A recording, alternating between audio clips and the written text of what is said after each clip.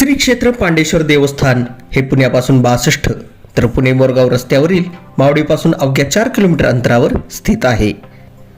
एका कमानीमधून आपण पांडेश्वर गावामध्ये प्रवेश करतो।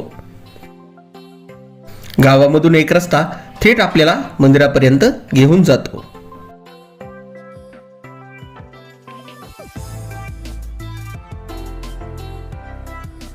श्री क्षेत्र पांडेश्वर अंकित कमानीमधून आपण मंदिर परिसरामध्ये प्रवेश करतो।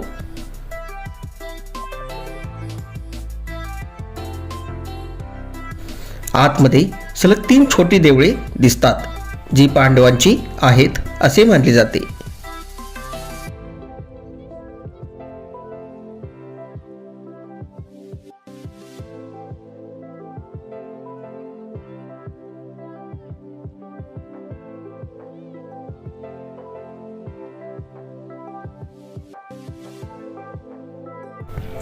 त्यानंतर आपण मंदिरासमोर असलेल्या नंदी मंडपाजवळ येऊन पोहोचतो।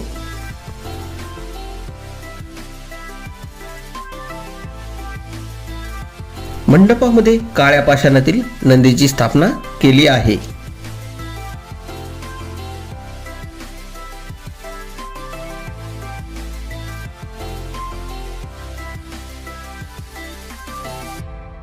मंडपाच्या वर जाण्यासाठी जिना आहे।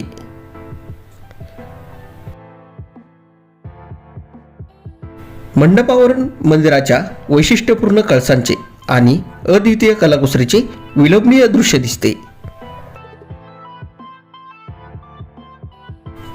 मंदिराचा समोरील भाग अद्वितीय कलाकुसरीने समृद्ध असून भिंतीवर मराठाकालीन भित्तिचित्रे आहेत। प्रवेश मार्गावर जय आणि विजय यांची भग्न पण सुंदर शिल्पे आहेत। ही अद्वितीय कलाकुसर पाहत आपण मंदिरामध्ये प्रवेश करतो।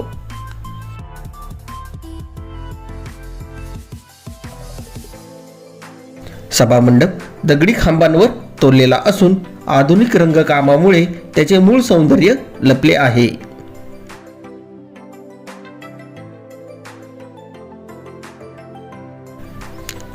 त्यानंतर आपण गर्भगृहामध्ये दर्शन घेण्यासाठी प्रवेश करतो। सुमारे 5 बाय 5 फूट रुंदीचा दगडी आसनावर पांडेश्वराचे शिवलिंग स्थापित करण्यात आले आहे।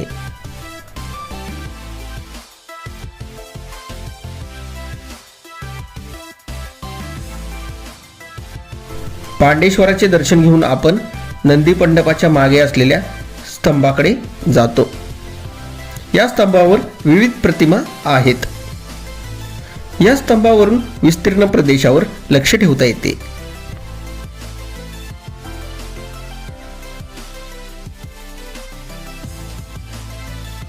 त्यानंतर आपण उर्वरित मंदिर परिसर पाहण्यास निघतो।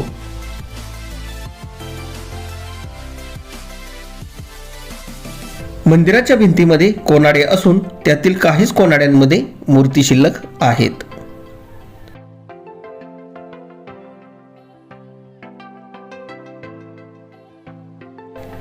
मंदिर प्रदक्षिणा करताना आपल्याला हे तुळशी वृंदावन दिसते। तुळशी वृंदावनाच्या मागेच गणेश मंदिर आहे।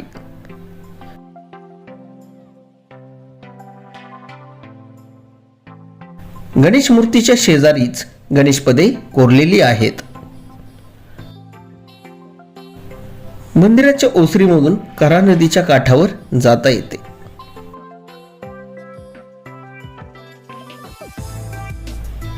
मंदिराच्या मागेच कुंती मातेचे मंदिर आहे।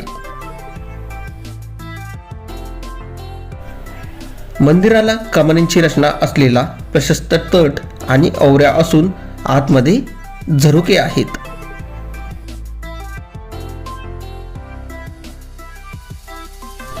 तटामधून वर जाण्यासाठी जिना आहे।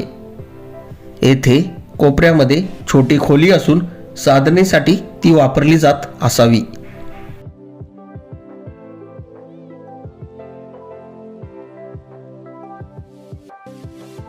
अभ्यासकांच्या मते हे मंदिर सुमारे 1600 वर्षे इतके जुने आहे।